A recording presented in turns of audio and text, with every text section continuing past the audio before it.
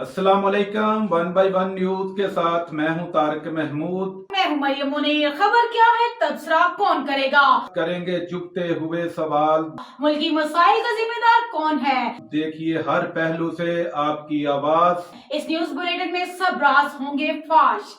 देखिए one by one news की screen पर। खबर शामिल करते हैं फैसलाबाद से। फैसलाबाद अलाइड हॉस्पिटल 2 से बच्चा अगवा करने का केस सामने आया। सिक्योरिटी गार्ड ने बच्चा अगवा करने की कोशिश को नाकाम बना दिया। तफसीलात के मुताबिक फैसलाबाद के अलाइड अस्पताल 2 से कासिम नामी शख्स ने बच्चे को अगवा करने की कोशिश की, जिसे सिक्योरिटी के सुपरवाइजर ने नाकाम बना दिया। कासिम को बच्चा अगवा करके ले जाते हुए रंगे हाथों गिरफ्तार कर लिया गया। मुलजिम कासिम ने बच्चे को अगवा करने का एतराफ भी कर लिया। अमजद नामी शख्स ने बच्चे को अगवा करके घंटा घर लाने का कहा था। मुलजिम का बयान बच्चा अगवा करने के एवज पैसे मिलने थे। मुलजिम का एतराफी बयान मुलजिम से बच्चे को बाहिफाजत बाजियाब करवा के वालिद के हवाले कर दिया।